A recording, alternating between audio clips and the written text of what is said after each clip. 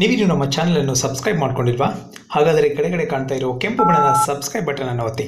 ಹಾಗೆಯೇ ಪಕ್ಕದಲ್ಲಿ ಕಾಣ್ತಾ ಇರೋ ಬೆಲ್ ಐಕಾನ್ ಕೂಡ ಒತ್ತಿ. ಹೀಗೆ ಮಾಡೋದ್ರಿಂದ ನಮ್ಮ ಚಾನಲ್ನಲ್ಲಿ ಅಪ್ಲೋಡ್ ಮಾಡುವ ಹೊಸ ವಿಡಿಯೋದ ನೋಟಿಫಿಕೇಶನ್ ನಿಮಗೆ ಬರುತ್ತೆ. ಎಲ್ಲರಿಗಿಂತ ಮೊದಲು ನೀವು ಆ ವಿಡಿಯೋನ ನೋಡಬಹುದು.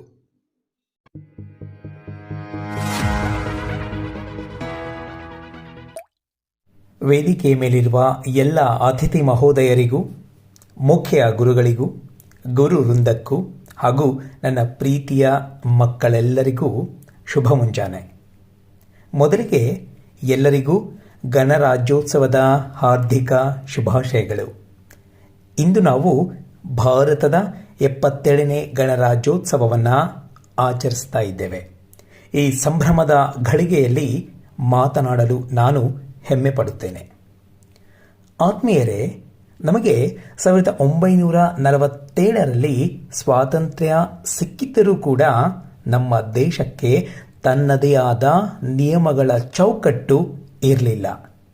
ಆಗ ಡಾಕ್ಟರ್ BR ಅಂಬೇಡ್ಕರ್ ಅವರ ನೇತೃತ್ವದಲ್ಲಿ ನಮ್ಮ ಸಂವಿಧಾನವನ್ನು ರಚಿಸಲಾಯಿತು. 1950ರ ಜನವರಿ 26ರಂದು ಈ ಸಂವಿಧಾನವು ಜಾರಿಗೆ ಬಂದುದರಿಂದ ಭಾರತವು ಒಂದು ಸರ್ವತಂತ್ರ ಸ್ವತಂತ್ರ ಗಣರಾಜ್ಯವಾಯಿತು.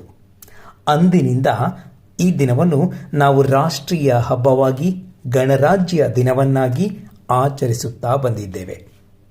1950ರಿಂದ ನಮ್ಮ ಪ್ರಯಾಣ ಗಮನಾರ್ಹವಾಗಿದೆ. ಹಲವಾರು ಸವಾಲುಗಳನ್ನು ಜಯಿಸುವುದರಿಂದ ಹಿಡಿದು ವಿವಿಧ ಕ್ಷೇತ್ರಗಳಲ್ಲಿ ನಂಬಲಾಗದ ಸಾಧನೆಗಳನ್ನು ಸಾಧಿಸುವವರೆಗೆ ನಮ್ಮ ದೇಶವು ಅಸಾಮಾನ್ಯ ಶಕ್ತಿಯನ್ನು ತೋರಿಸಿದೆ. ನಮ್ಮ ಸಂವಿಧಾನವು ಜಗತ್ತಿನಲ್ಲಿಯೇ ಅತ್ಯಂತ ದೊಡ್ಡ ಲಿಖಿತ ಸಂವಿಧಾನವಾಗಿದೆ.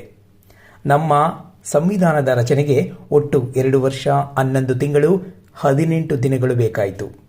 ಇದು ನಮಗೆ ಪ್ರಮುಖವಾಗಿ ಸಮಾನತೆ, ಭ್ರಾತೃತ್ವ ಮತ್ತು ಅಭಿವ್ಯಕ್ತಿ ಸ್ವಾತಂತ್ರ್ಯವನ್ನು ನೀಡಿದೆ. ಪ್ರತಿಯೊಬ್ಬ ಭಾರತೀಯನೂ ಗೌರವದಿಂದ ಬಾಳಲು ಸಂವಿಧಾನವೇ ರಕ್ಷಾ ಕವಚ. ಗಣರಾಜ್ಯ ಅಂದರೆ ಜನರಿಂದ, ಜನರಿಗಾಗಿ, ಜನರಿಗೋಸ್ಕರ ಇರುವ ಜನತಾ ಆಳ್ವಿಕೆ. ಇಲ್ಲಿ ಪ್ರಜೆಯೇ ಪ್ರಭು. ಇಂದು ಈ ಸುಂದರವಾದ ನಾಡಲ್ಲಿ ಬದುಕುತ್ತಿದ್ದೇವೆ ಅಂದರೆ ಇದರ ಹಿಂದೆ ಮಹಾತ್ಮ ಗಾಂಧಿ, ಸುಭಾಷ್ ಚಂದ್ರ ಬೋಸ್, ಭಗತ್ ಸಿಂಗ್ ಮತ್ತು ಅಂಬೇಡ್ಕರ್ ಅಂತಹ ನೂರಾರು ಸಾವಿರಾರು ಮಹಾನ್ ನಾಯಕರ ಶ್ರಮವಿದೆ. ಅವರ ತ್ಯಾಗದ ಫಲವಾಗಿ ಇಂದು ನಾವು ಈ ಸುಂದರ ಭಾರತದಲ್ಲಿ ನೆಮ್ಮದಿಯಿಂದ ಬಾಳ್ತಾ ಇದ್ದೇವೆ. ಅದೇ ರೀತಿ ಗಡಿಯಲ್ಲಿ ಮಳೆ ಚಳಿ ಎನ್ನದೆ ನಮ್ಮನ್ನು ಕಾಯುತ್ತಿರುವ ಯೋಧರಿಗೂ ಈ ಸಂದರ್ಭದಲ್ಲಿ ನಾವು ಗೌರವ ಸಲ್ಲಿಸಲೇಬೇಕು. ಇಂದಿನ ಮಕ್ಕಳೇ ಮುಂದಿನ ಪ್ರಜೆಗಳು ಎನ್ನುವ ಮಾತಿದೆ. ಆದ್ದರಿಂದ ನಾವು ಕೇವಲ ದೊಡ್ಡ ದೊಡ್ಡ ಮಾತುಗಳನ್ನು ಆಡುವುದಲ್ಲ, ಬದಲಾಗಿ ನಮ್ಮ ದೇಶದ ಕಾನೂನನ್ನು ಗೌರವಿಸಬೇಕು. ಶಿಸ್ತು, ಕಠಿಣ ಪರಿಶ್ರಮ ಮತ್ತು ಪ್ರಾಮಾಣಿಕತೆಯಿಂದ ಓದಿ ನಮ್ಮ ದೇಶವನ್ನು ಜಾಗತಿಕ ಮಟ್ಟದಲ್ಲಿ ಎತ್ತರಕ್ಕೆ ಕೊಂಡೊಯ್ಯೋಣ. ಸ್ವಚ್ಛ ಭಾರತ, ಸಮೃದ್ಧ ಭಾರತ ನಿರ್ಮಾಣಕ್ಕೆ ನಾವೆಲ್ಲರೂ ಪಣ ತೊಡೋಣ. ನಮ್ಮ ಕರ್ತವ್ಯವನ್ನು ಶ್ರದ್ಧೆಯಿಂದ ಮಾಡುವುದು ಕೂಡ ದೇಶಭಕ್ತಿಯೇ. ನಮ್ಮ ದೇಶಕ್ಕೆ ಸ್ವಾತಂತ್ರ್ಯ ಮತ್ತು ಸಂವಿಧಾನ ಎರಡೂ ಸಿಕ್ಕಿವೆ. ದೇಶಕ್ಕಾಗಿ ನಮ್ಮದೇ ಆದ ಕೊಡುಗೆಯನ್ನು ಕೊಡೋಣ. ಆ ಶಕ್ತಿ ನಮ್ಮೆಲ್ಲರಲ್ಲಿಯೂ ಇದೆ. ಬನ್ನಿ, ಒಗ್ಗೂಡೋಣ. ದೇಶವನ್ನು ಅಭಿವೃದ್ಧಿಯ ಪಥದಲ್ಲಿ ಮುನ್ನಡೆಸೋಣ ಎಂದು ಕರೆ ನೀಡುತ್ತಾ ನನ್ನ ಮಾತುಗಳನ್ನು ಮುಗಿಸುತ್ತಾ ಇದ್ದೇನೆ.